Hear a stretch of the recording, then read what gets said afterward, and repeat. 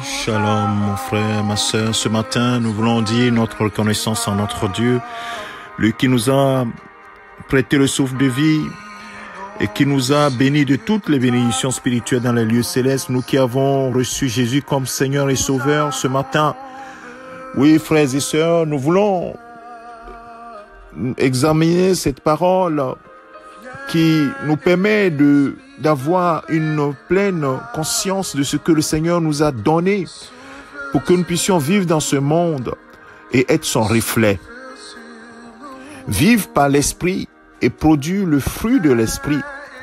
Bien-aimés, c'est ce à quoi le Seigneur nous appelle. Vivre par l'Esprit et produire le fruit de l'Esprit dans notre propre vie. Et que les gens qui nous entourent voient ce fruit se manifester. Écoutez ce que la parole de Dieu nous dit. L'apôtre Paul dit aux Galates, Galates chapitre 5, le verset 24, le verset 25, il dit « Ceux qui appartiennent à Jésus-Christ ont crucifié leur nature propre avec ses passions et ses désirs.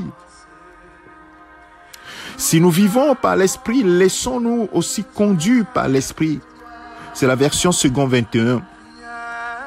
Bien-aimé, il est en train d'opposer ici les désirs et les passions de notre propre nature qui sont ce qu'on appelle les œuvres de la chair.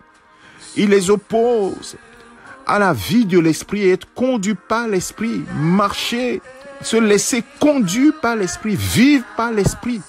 Oh, bien-aimé de Dieu, est-ce que tu aspires à cette vie de l'esprit? À vivre selon l'esprit, à marcher, à te laisser conduire par l'esprit et à produire le fruit de l'esprit dans ta vie? Ou bien tu laisses les œuvres de la chair inonder ta vie au lieu que l'Esprit de Dieu inonde ta vie et produise le fruit qui glorifie Christ. Oh mon frère, et ce matin, nous voulons parler des trois premiers, le trio débutant que l'apôtre Paul a cité quand il parle du fruit de l'esprit. Il dit, mais le fruit de l'esprit, dans le verset 22, c'est l'amour, la joie, la paix. Je vais commencer aujourd'hui par les trois premiers. L'amour, la joie, la paix.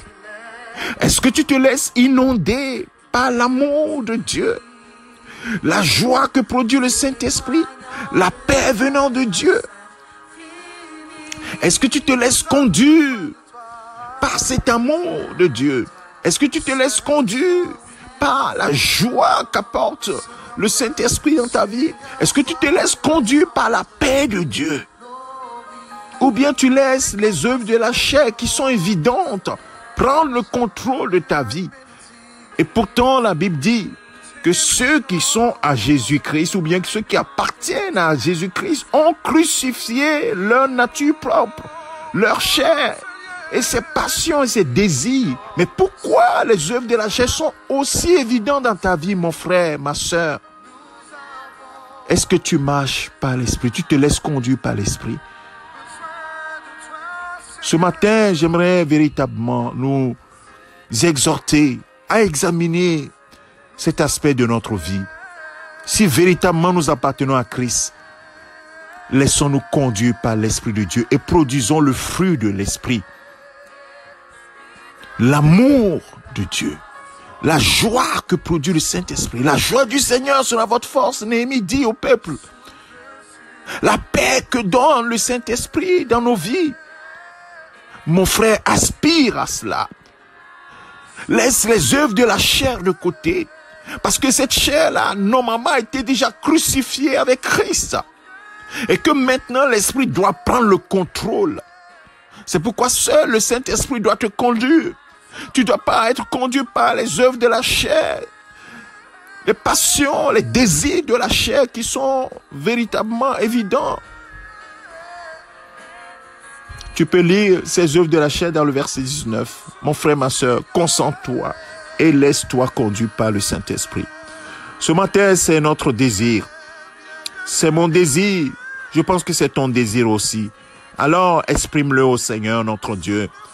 Oui, que le son Esprit Saint te conduise, mais laisse-le prendre la place. Ne lui ne l'attriste pas, mais laisse-le. Il ne peut produire que l'amour, la joie, la paix et plusieurs autres choses que l'apôtre Paul a citées dans cet épître de Galates. Que le Seigneur te bénisse, mon frère, que sa grâce soit sur toi.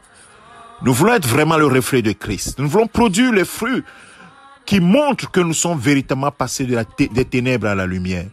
Médite ces paroles et laisse-toi conduire par l'Esprit de Dieu. Le fruit qu'il produit est toujours opposé aux œuvres de la chair. Que toute la gloire lui revienne au nom de Jésus-Christ. Excellente journée à toi, c'est ton serviteur le pasteur Alexandre. Amen.